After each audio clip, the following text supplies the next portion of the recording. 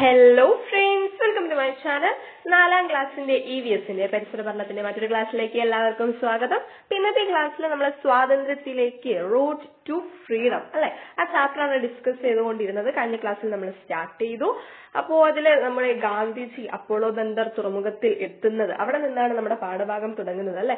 ആ സമയത്തെ ഇന്ത്യയുടെ അവസ്ഥ എന്താണ്, ബ്രിട്ടീഷുകാരുടെ ചൂഷണവും ഒക്കെ നമ്മൾ ചെറുതായിട്ട് ഡിസ്കസ് ചെയ്തു. അതുപോലെ തന്നെ ഗാന്ധിജിയെ കുറിച്ചിട്ട് അദ്ദേഹം 1915 ഇന്ത്യയിലെ എത്തുന്നത് വരെയുള്ള ഭാഗവും നമ്മൾ കുറിപ്പായിട്ട് എഴുതി. അപ്പൊ അതിന്റെ സെക്കൻഡ് പാർട്ട് കുറിപ്പ് നമുക്ക് എഴുതാനുണ്ട്. കുറെ കാര്യങ്ങൾ നമുക്ക് ഡിസ്കസ് ചെയ്യാനുണ്ട്. അപ്പൊ ഇവിടെ നമുക്കൊരു ചിത്രം കാണാം അല്ലെ. ഗോപാൽ കൃഷ്ണ ഗോഖലെ, അദ്ദേഹത്തിനുള്ള പ്രസക്തി എന്താണ് നോക്കാം. നമ്മുടെ ഗാന്ധിജി ഇന്ത്യയിൽ എത്തിയ സമയത്ത് ഗാന്ധിജിക്ക് വേണ്ട നിർദ്ദേശങ്ങൾ നൽകുകയും അദ്ദേഹത്തോട് ഇന്ത്യയെ ഒരു ഭാരത പര്യടനം നടത്തി ഇന്ത്യയിലെ അവസ്ഥകൾ തിരിച്ചറിയണം എന്ന് പറയുകയും ഒക്കെ ചെയ്ത വ്യക്തിയാണ് ഗോപാലകൃഷ്ണ ഗോഖലെ. ഗാന്ധിജിയുടെ രാഷ്ട്രീയ ഗുരു എന്ന് വരെ അറിയപ്പെടുന്നത് ഗോപാലകൃഷ്ണ ഗോഖലെയാണ്. അതിനുശേഷം ഗാന്ധിജി സബർമതിയിലെ ഒരു ആശ്രമം സ്ഥാപിച്ചു. സബർമതി ആശ്രമം ഗുജറാത്തിലാണ്. അവിടെ വെച്ചിട്ട് അദ്ദേഹത്തിന് കുറെ ശിഷ്യന്മാരുണ്ട്. ആ കർഷകരുടെ പ്രയാസങ്ങൾ, അങ്ങനെയുള്ള തൊഴിലാളികളുടെ പ്രശ്നങ്ങളും പ്രയാസങ്ങളും ഒക്കെ അദ്ദേഹം നോക്കി കാണുകയുണ്ടായിരുന്നു. ആ സമയത്താണ് ബീഹാർ എന്ന് പറയുന്ന സംസ്ഥാനത്തിലെ ചമ്പാരൻ എന്ന ഗ്രാമത്തിൽ കർഷകർക്കൊരു പ്രശ്നം ഉണ്ടായത്. അവിടെ എന്താ സംഭവിച്ചെന്ന് വെച്ചിട്ടുണ്ടെങ്കിൽ നീലം എന്ന് പറയുന്ന ഒരു വസ്തു നമ്മളെ ചായ മുക്കാനൊക്കെ ഉപയോഗിക്കുന്നില്ലേ, നീലം കർഷകർ, അതായത് മറ്റു പല കൃഷികളും ചെയ്തിരുന്ന കർഷകരെ കൊണ്ട് നിർബന്ധിച്ച് നീലം കൃഷി ചെയ്യിച്ചു. അവർക്ക് മറ്റു കൃഷിയൊന്നും ചെയ്യാൻ പറ്റില്ല. ബ്രിട്ടീഷുകാരുടെ നിർദ്ദേശപ്രകാരം നീലം കൃഷി തന്നെ ചെയ്യണം. അതുകൂടാതെ ആ നീലത്തിന് കുറഞ്ഞ വിലയെ നൽകുകയുള്ളൂ. കുറഞ്ഞ വിലയ്ക്ക് അവർ വിൽക്കുകയും വേണം. മാത്രമല്ല കൃഷി ചെയ്യാൻ വലിയ നികുതി കൊടുക്കുകയും വേണം. ഇത് അവിടുത്തെ കർഷകരെ ആകെ പ്രശ്നത്തിലാക്കി. ആ സമയത്ത് ഗാന്ധിജി അതിൽ ഇടപെട്ടു. വലിയ നിരാഹാര സമരം, നമുക്കറിയാം ഗാന്ധിജിയുടെ സമരം എന്ന് പറയുന്നത് സത്യാഗ്രഹ മാർഗമാണ് അല്ലെ. സത്യത്തിലും അഹിംസയിലും അടിയുറച്ച് വിശ്വസിക്കുന്ന ആളായിരുന്നു. ആരെയും ഹിംസിക്കരുത്, വേദനിപ്പിക്കരുത്. അതുപോലെ തന്നെ നിരാഹാര സത്യാഗ്രഹം തുടങ്ങി അതിൽ വിജയിക്കുകയും ആ ഒരു പ്രശ്നം അവിടെ അവസാനിക്കുകയും ചെയ്തു. എന്നായിരുന്നു ചമ്പാരൻ സത്യാഗ്രഹം? കുറച്ച് ചോദ്യങ്ങൾ ഉണ്ട്, അതിന് ഉത്തരം എഴുതണം. When did the Champaran Satyagraha takes place? എന്നായിരുന്നു? 1917. എഴുതി വെക്കണം കേട്ടോ, കുറച്ച് ചോദ്യങ്ങളാണ്. അപ്പോ അതിനുശേഷം ഇവിടെ ഗുജറാത്ത് നമുക്ക് എല്ലാവർക്കും അറിയാം അല്ലെ. ഗുജറാത്തില് അതിനുശേഷം മറ്റൊരു സമരം നടന്നു. അഹമ്മദാബാദ് തുണിമിൽ സമരം എന്നാണ് അതിന്റെ പേര്. Ahmedabad mill strike. ഇപ്പൊ മില്ല് എന്ന് കേട്ടാൽ നമുക്കറിയാം അല്ലെ, തുണിമില്ല. അപ്പൊ തുണിമിൽ തൊഴിലാളികളുടെ പ്രശ്നങ്ങളുമായി ബന്ധപ്പെട്ടിട്ടായിരുന്നു ആ ഒരു സ്ട്രൈക്ക്. അഹമ്മദാബാദ് തുണിമിൽ സമരം എന്നായിരുന്നു? When did Ahmedabad textile mill strike take place? നമ്മൾ പഠിച്ചു. 1918 എഴുതിയെടുക്കണേ. അഹമ്മദാബാദ് എവിടെയാണ്? Were is Ahmedabad? ഗുജറാത്തിലെ സബർമതി തീരത്തുള്ള പട്ടണമാണ്. A town situated at the banks of the river Sabarmati in Gujarat. നമുക്കറിയാം ഗാന്ധിജിയുടെ ആശ്രമം സബർമതി ആശ്രമമാണ് അല്ലെ. പിന്നെയോ തൊഴിലാളികളുടെ ഏത് ആവശ്യവുമായി ബന്ധപ്പെട്ടായിരുന്നു സമരം? What issue of the labours led to this satyagraha? എന്തായിരുന്നു തുണിമിൽ തൊഴിലാളികളുടെ പ്രശ്നം? തുണിമില്ലിലെ തൊഴിലാളികളുടെ വേതന വർധനവുമായി ബന്ധപ്പെട്ട്. വേതനം എന്ന് പറഞ്ഞാൽ എന്താ? അവർക്ക് കിട്ടുന്ന ശമ്പളം അല്ലെ, ആ പണം, അത് വളരെ തുച്ഛമായ പണം മാത്രമാണ് അവർക്ക് ലഭിച്ചിരുന്നത്. It was related to raising the wages of the textile labours. Okay, clear അല്ലേ? ഇനി മറ്റൊരു സമരം നടന്നു. അതെന്താണ് നോക്കാം. ഗേഡ സമരം. ഗുജറാത്തിലെ തന്നെയാണ് ഗേഡയും ഉള്ളത്. ഇനി ഗേഡയിലും കർഷകരുടെ പ്രശ്നമായിരുന്നു. ഗേഡയിലെ കർഷകർക്ക് അവിടെ പ്ലാഗ് നമുക്ക് എല്ലാവർക്കും അറിയാം. ഒരുപാട് പേര് മരണത്തിന് കീഴടങ്ങിയിട്ടുള്ള ഒരു രോഗമാണ് പ്ലാഗ്. ഇപ്പൊ പ്ലാഗ് പടർന്നു പിടിക്കുകയും അതുപോലെ തന്നെ ചില പ്രകൃതിയുടെ കാരണങ്ങൾ കൊണ്ട് കൃഷി നശിക്കുകയും ഒക്കെ ചെയ്തു. അപ്പൊ ഈ ദുരന്തങ്ങളൊക്കെ ഉണ്ടായിട്ടും കർഷകർക്ക് ബ്രിട്ടീഷുകാർക്ക് വലിയ നികുതി നൽകേണ്ടതായിട്ട് വന്നു. നികുതി അവർ കുറച്ചൊന്നും കൊടുത്തില്ല. അപ്പൊ ഇത്രയും പ്രശ്നങ്ങളുള്ള സ്ഥിതിക്ക് വരുമാനം ഒന്നും ഇല്ലാതെ നികുതി അടയ്ക്കാൻ കഴിയുമോ? ഇല്ല. അപ്പൊ അതിനെതിരെ നടന്നിട്ടുള്ള സമരമായിരുന്നു ഗേഡ സത്യാഗ്രഹം. അതിലും ഗാന്ധിജിയുടെ നേതൃത്വത്തിൽ ആ സത്യാഗ്രഹം നടന്നു. കർഷകർക്ക് ഗുണമായിട്ട് തന്നെ ഈ നികുതി അടയ്ക്കാൻ കഴിയുന്നവർ മാത്രം നികുതി അടച്ചാൽ മതി എന്നൊരു തീരുമാനം ബ്രിട്ടീഷുകാരെ എടുത്തു. ആ ഒരു സമരത്തിലൂടെ ഉയർന്നു വന്ന മറ്റൊരു നേതാവായിരുന്നു സർദാർ വല്ലഭായ് പട്ടേൽ. ഓക്കെ, അപ്പൊ 3 സമരങ്ങൾ നമ്മൾ വളരെ ഡീറ്റെയിൽ ആയിട്ട് നോക്കി അല്ലെ. ഏതൊക്കെയായിരുന്നു പെട്ടെന്ന് ഞാൻ പറഞ്ഞു പോയി അല്ലെ. ചമ്പാരൻ സത്യാഗ്രഹം, അഹമ്മദാബാദ് തുണിമിൽ സമരം, ഗേഡ സത്യാഗ്രഹം. 3 സത്യാഗ്രഹങ്ങൾ. ഈ 3 വളരെ പ്രധാനപ്പെട്ടതാണ്. ഗാന്ധിജി 1915 ഇന്ത്യയിൽ എത്തിയതിനു ശേഷം ഇടപെട്ട ആദ്യത്തെ പ്രധാനപ്പെട്ട 3 സമരങ്ങളാണ് ഇത്. അങ്ങനെ നമുക്കൊരു വർക്ക്ഷീറ്റ് കംപ്ലീറ്റ് ചെയ്യാൻ തന്നിട്ടുണ്ട്, നോക്കാം. ഇതില് നമ്പർ 3 ഞാൻ പറഞ്ഞു അല്ലെ. ആദ്യത്തേത് ഏതാ? എപ്പോഴും നമ്മൾ ഏതൊരു ക്വസ്റ്റിനും ചോദിക്കുന്ന ചോദ്യ, ഗാന്ധിജിയുടെ ഇന്ത്യയിലെ ആദ്യത്തെ സത്യാഗ്രഹം ഏതാണ്? ഏതാ? 1917 ചമ്പാരൻ സത്യാഗ്രഹം. ഒരു ഡൗട്ടും വേണ്ട. ഓക്കെ, അപ്പൊ ഒന്നാമത്തേത് ചമ്പാരൻ സത്യാഗ്രഹം, വർഷം 1917. സംസ്ഥാനം എവിടെയാ? ചമ്പാരൻ ബീഹാറിലാണ്. പിന്നെ കുറച്ച് പ്രത്യേകതകളും കൊടുത്തിട്ടുണ്ട്. എന്തായിരുന്നു?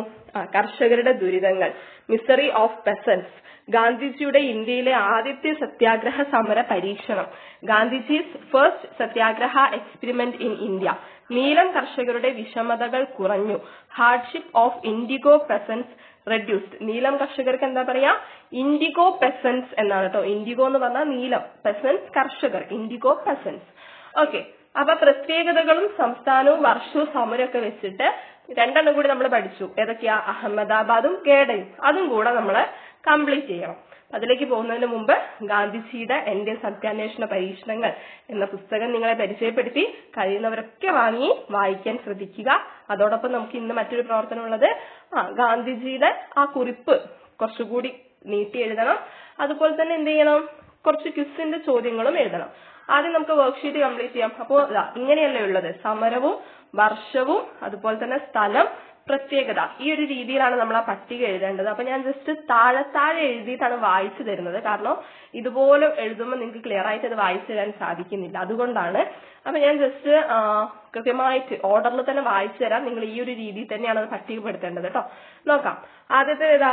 അഹമ്മദാബാദ് തുണിമിൽ സമരം. ആദ്യത്തെ അല്ല, 2ാമത്തെ സമരം അഹമ്മദാബാദ് തുണിമിൽ സമരം, അഹമ്മദാബാദ് ടെക്സ്റ്റൈൽ മിൽ സ്ട്രൈക്ക്. വർഷം 1918. എവിടെയാണ് നടന്നത്? ഗുജറാത്തിലെ സബർമതി തീരം, banks of the river Sabarmati in Gujarat. ഇനി പ്രത്യേകതകളാണ് പറയാൻ പോകുന്നത്. പെക്യുലാരിറ്റീസ് എന്തൊക്കെയാ നോക്കാം. തുണിമിൽ തൊഴിലാളികളുടെ ദുരിതം, misery of textile labours.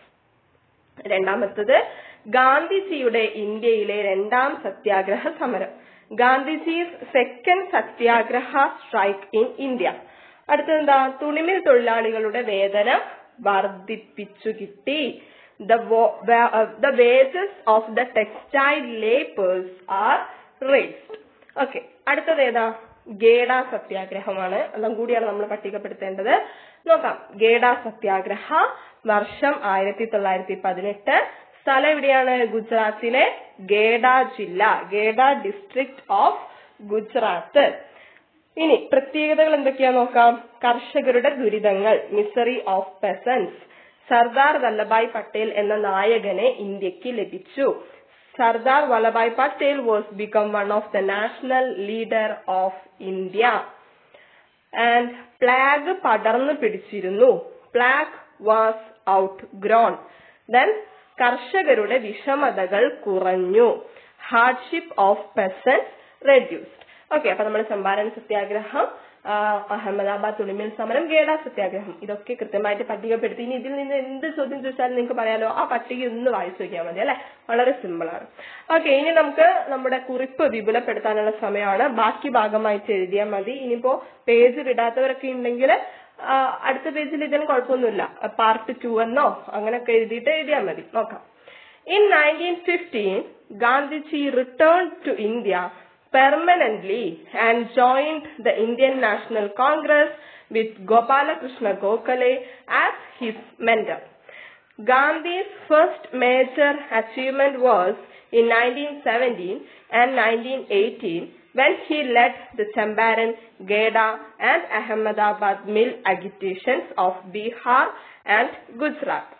The Champaran Satyagraha of 1970 was the first Satyagraha movement led by Gandhi in India and is considered a historically important revolt in the Indian independence movement. It was against the misery of indigo peasants.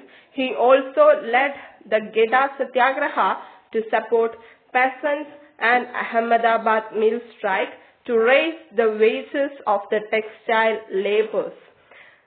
The first 3 satyagrahas of Gandhi in India was become big success. 1915 ഇന്ത്യയിൽ തിരിച്ചെത്തിയ ഗാന്ധി തന്റെ രാഷ്ട്രീയ ഗുരുവായ Gopalakrishna ഗോഖലെയോടൊപ്പം Indian national കോൺഗ്രസിൽ അംഗമായി. 1917-18 വർഷങ്ങളിൽ ബീഹാറിലെയും ഗുജറാത്തിലെയും ചമ്പാരൻ, ഗേഡ, അഹമ്മദാബാദ് തുണിമിൽ സത്യാഗ്രഹങ്ങൾക്ക് നേതൃത്വം നൽകി ഗാന്ധി വലിയ നേട്ടം കൈവരിച്ചു. ഇന്ത്യയിൽ ഗാന്ധി നയിച്ച ആദ്യ സത്യാഗ്രഹ സമരമായിരുന്നു 1917 ചമ്പാരൻ സത്യാഗ്രഹം.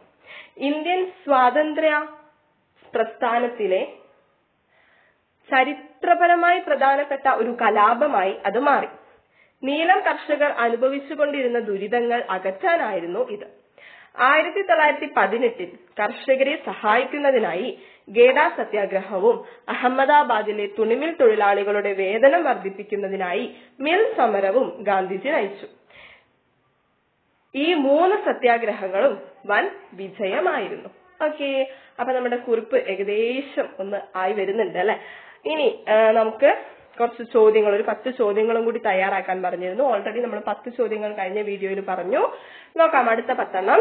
യൂറോപ്യന്മാർ ഇന്ത്യയിലേക്ക് വന്നത് കച്ചവട ആവശ്യത്തിനായിരുന്നു. ബ്രിട്ടീഷുകാർ കച്ചവട ആവശ്യത്തിനായി ഇന്ത്യയിൽ സ്ഥാപിച്ച കമ്പനി ഏത്? East India company. 1757 ഒരു യുദ്ധം നടന്നു. ഇന്ത്യയിലെ ഒരു നാട്ടുരാജാവും ബ്രിട്ടീഷുകാരും തമ്മിലായിരുന്നു അത്. ഇന്ത്യയിൽ ബ്രിട്ടീഷ് ഭരണത്തിന് അടിത്തറയിട്ട ഈ യുദ്ധത്തിന്റെ പേരെന്ത്? പ്ലാസി യുദ്ധം. 1857 യുദ്ധത്തിന്റെ 1ാം സ്വാതന്ത്ര്യ സമരം പ്രാധാന്യം കുറച്ചു കാട്ടുവാനായി ബ്രിട്ടീഷുകാർ നൽകിയ പേരെന്ത്? ശിപ്പായി ലഹള.